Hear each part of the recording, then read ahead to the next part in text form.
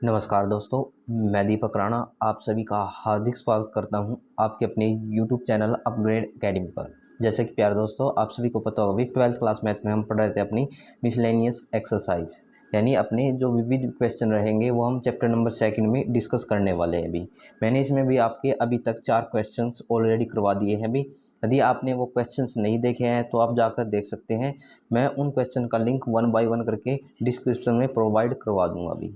और दोस्तों, इसके साथ मैंने चैप्टर नंबर 2 में एक्सरसाइज 2.1 और 2.2 ऑलरेडी आपकी कवर करवा दी है। तो प्लीज़ आप उसको भी जाकर देखिए, क्योंकि आप उन क्वेश्चंस को देखते हो तो आप इन क्वेश्चन को खुद से भी लगा सकते हो, खुद से भी ट्राई कर सकते हो। हम देखते हैं भाई अपना आज का क्वेश्चन जो रहेगा क्वेश्चन नंबर 5। और दोस्तों, जो भी क्वेश्चन हमारे यहाँ रहने वाले हैं सभी के सभी बाइलिंगुअल होंगे, मीन्स दोनों के दोनों लैंग्वेज में डिस्कस करेंगे हम इनको, हिंदी में भी और इंग्लिश में भी। तो चलिए देखते हैं हम आज के क्वेश्चन को। क्या दे रखा है, आपको प्रूव करना है भाई, यानी सिद्ध करना है कोस इनवर्स 4/5 प्लस में कोस इनवर्स 12/13 ये किसके इक्वल होना चाहिए, आपका कोस इनवर्स 33/65 के। अब देखिए इसको कैसे सोल्व करना है आपको। अभी यदि आपने क्वेश्चन नंबर 4 किया है, अभी बिल्कुल क्वेश्चन नंबर 4 के पैटर्न पे है ये क्वेश्चन नंबर आपका 5, यानी कि आपको करना क्या है, देखिए स्टेप समझिए।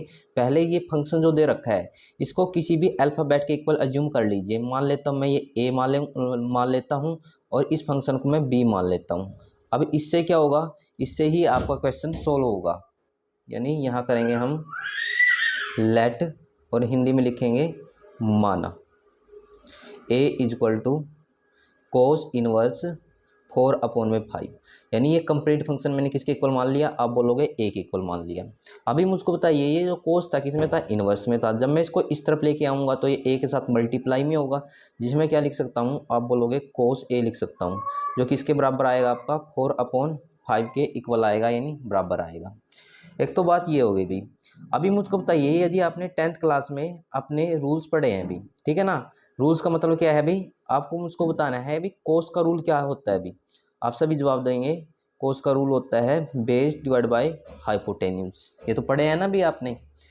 अब ऐसे ही क्या है भाई, अब मुझको यहाँ बताइए बेस की वैल्यू कितनी है, सभी बोलेंगे 4 है, और हाइपोटेन्यूज की वैल्यू कितनी है, सभी बोलेंगे 5 यानी 5 है। लेकिन यहाँ कहीं भी हमारे पास परपेंडिकुलर तो नहीं है। लेकिन ये परपेंडिकुलर कैसे निकलेगा, तो यहाँ बनाएंगे अपनी राइट एंगल ट्रायंगल भाई। तो ऐसे यहाँ पे एक राइट एंगल ट्रायंगल बना दो भाई। अब बनाने के बाद मुझको यहाँ बताइए थीटा क्या है, आप बोलोगे ए है, तो मैं इसको थीटा मान लेता हूँ, जिसका नाम क्या होगा, ए होगा। और थीटा के सामने वाली भुजा हमेशा क्या होती है, परपेंडिकुलर होती है।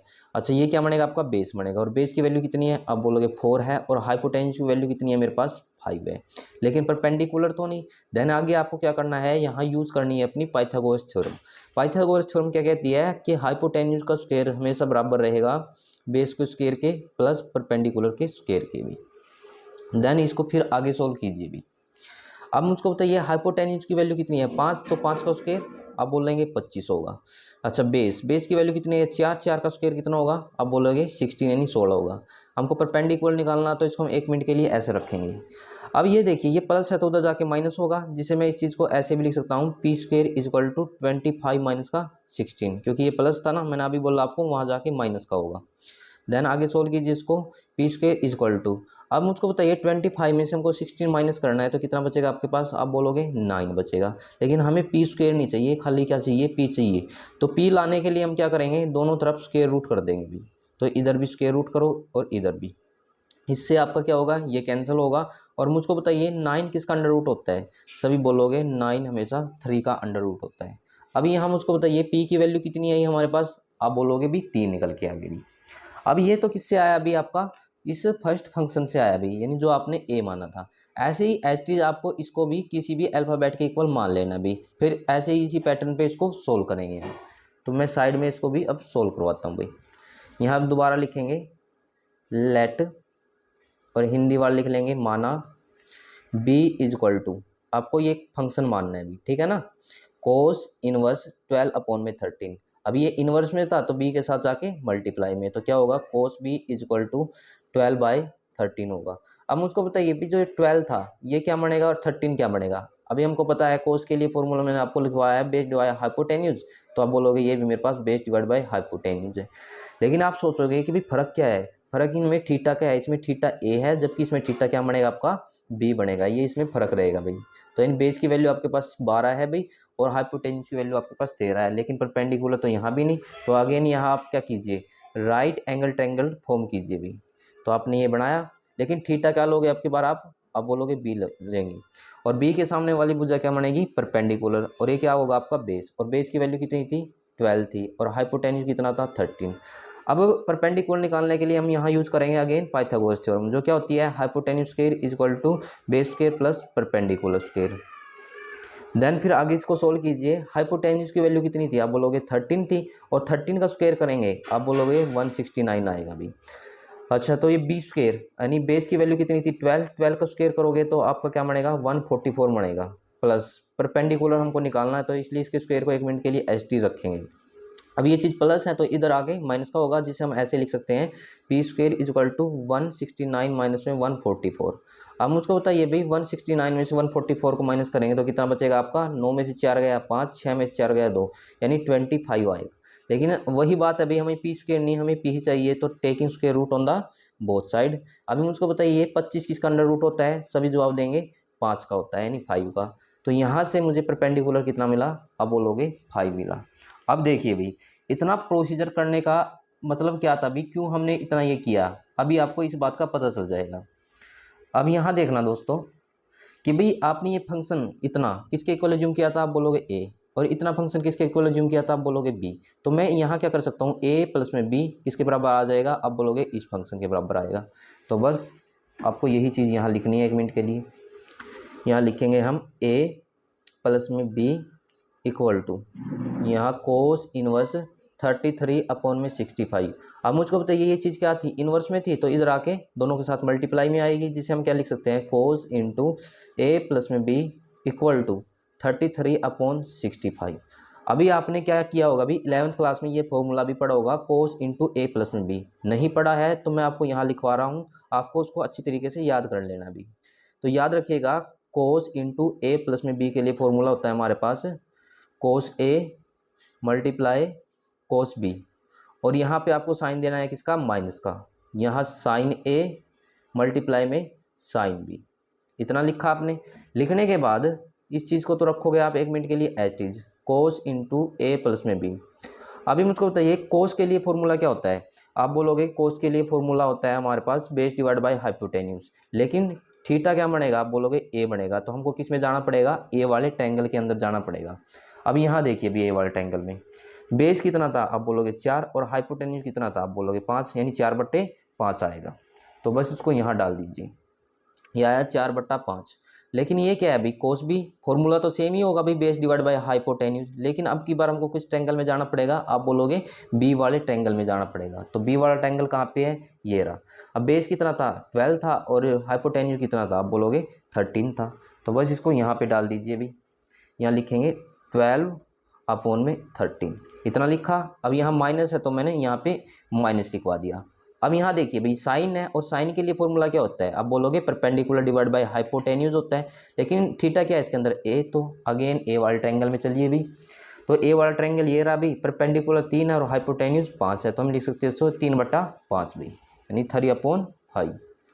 तो इसको यहाँ लिखिए मल्टीप्लाई में साइन बी, फॉर्मूला तो सेम रहेगा भी परपेंडिकुलर डिवाइड बाय हाइपोटेन्यूज, लेकिन अब की बार किस ट्रायंगल में जाना पड़ेगा, आप बोलेंगे बी वाले ट्रायंगल के अंदर जाना पड़ेगा। अब ये बी वाला ट्रायंगल क्या है, अब बोलोगे ये रहा, परपेंडिकुलर की बार 5 है और हाइपोटेन्यूज कितना बनेगा 13। इसी कारण से हमने क्या निकाला है, दोनों केस में भाई परपेंडिकुलर निकाला है, क्योंकि इसकी रिक्वायरमेंट हमें अब पड़ रही है भी। तो आप क्या लिखोगे भाई 5/13 लिखोगे। तो मैं इसको यहाँ लिखवा देता हूँ 5/13। देन बस इसको आगे अब नॉर्मली सोल्व करना है हमको। यहाँ ए प्लस में बी आएगा आपके पास। अब यहाँ देखिए ऊपर नीचे तो कुछ कैंसिल नहीं, तो ऊपर के ऊपर से मल्टीप्लाई, नीचे की नीचे से।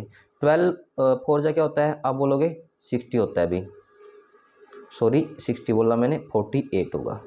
और 13 5 जा कितना होगा 65 होगा अभी, यानी 48/65 आएगा माइनस में। और 5 दिया 15 होगा भी आपका, और 13×5 65 होगा। देन बस इसको आगे सोल्व कीजिए, इन दोनों का एलसीएम कितना आएगा, आप बोलोगे 65 यानी 65 आएगा। 65 से 65 मतलब जब आपका डिनोमिनेटर सेम हो भाई, ऊपरली वैल्यू को आप एच टी का एच टी लिख सकते हो, यानी 45 माइनस का 15।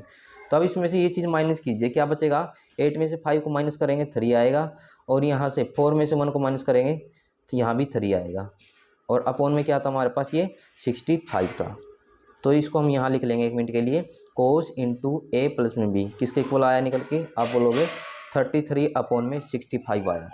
आप क्या करो भाई, दोबारा फिर ये मल्टीप्लाई में था, इधर लेके जाएंगे फिर इन्वर्स में होगा, तो बस यहाँ कीजिए एक बार, यहाँ ए प्लस में बी, यहाँ आएगा आपके पास कोस इनवर्स 33 अपॉन में 65। अभी मुझको आप बताइए कि जो ये ए था, ए किसका इक्वल अज्यूम किया था, मैं एक बार दिखा देता हूँ आपको। आप बोलोगे ए हमने कोस इनवर्स 4/5 के इक्वल अज्यूम किया था, और बी की बात करें किसके इक्वल अज्यूम किया था, आप बोलोगे कोस इनवर्स 12/30 के इक्वल अज्यूम किया था। बस ये वैल्यू आपको क्या करनी है, यहाँ ए की जगह डालनी है, तो ए की जगह डाल लेंगे तो ये आएगा कोस इनवर्स 4/5, बीच में प्लस है तो प्लस लगाएंगे, बी की वैल्यू थी आपके पास कोस इनवर्स 12/13, और इक्वल में क्या था हमारे पास, ये था कोस इनवर्स 33/65। अब भाई आ जाइए अपने मेन क्वेश्चन पे, पहले तो इसको थोड़ा ध्यान से देख लीजिए। अब क्वेश्चन में यदि मैं आपको दिखाऊं क्या है भाई, अब देखिए क्वेश्चन में भी तो यही था आपका, यानी दोनों वैल्यू आपस में इक्वल है, और हमने यही चीज़ प्रूव कर दी यहाँ पे। देखिए दोनों वैल्यू आपस में इक्वल, जैसा क्वेश्चन था हमने वैसे ही क्वेश्चन बना दिया दोबारा से। तो बस आपको यही चीज़ प्रूव करनी थी, यहाँ लिख देंगे left hand side equal to right hand side की, हैंस प्रूव्ड। आई होप दोस्तों आपको ये क्वेश्चन अच्छी तरीके से समझ में आया होगा। अभी अब देखते हैं अपने क्वेश्चन नंबर 6 को। क्वेश्चन नंबर 6 भी भाई इस क्वेश्चन नंबर 5 की तरह ही है भाई, बस इसमें कुछ एक अलग फॉर्मूला लगेगा, वो मैं आपको साथ के साथ बता दूंगा, कुछ भी अलग नहीं है, सेम का सेम ही कॉन्सेप्ट रहेगा अभी। अब देखते हैं अपने क्वेश्चन नंबर 6 को। अब यहाँ देखिएगा भाई क्वेश्चन नंबर 6 में क्या दे रखा है, सॉरी इसकी मैंने स्टेटमेंट नहीं लिख रखी है आपकी, तो आप ऐसा कीजिए भाई क्वेश्चन नंबर 5 को ही, ठीक है ना, अच्छी तरीके से कर लीजिएगा इस वीडियो में। जैसे ही अगली वीडियो होगी या आप इसको खुद से भी ट्राई करके देख सकते हो भाई, ठीक है ना, बिल्कुल सेम होगा, और इसी पैटर्न से फॉलो करके आपको अपना आंसर निकालना है। नहीं सोल्व होगा तो मैं अपनी नेक्स्ट वीडियो में इसको सोल्व करा दूंगा अभी। तो दोस्तों इस वीडियो में इतना ही, कल मिलते हैं अपनी नेक्स्ट वीडियो में अपने नेक्स्ट क्वेश्चन के साथ। Thank you very much for watching my video.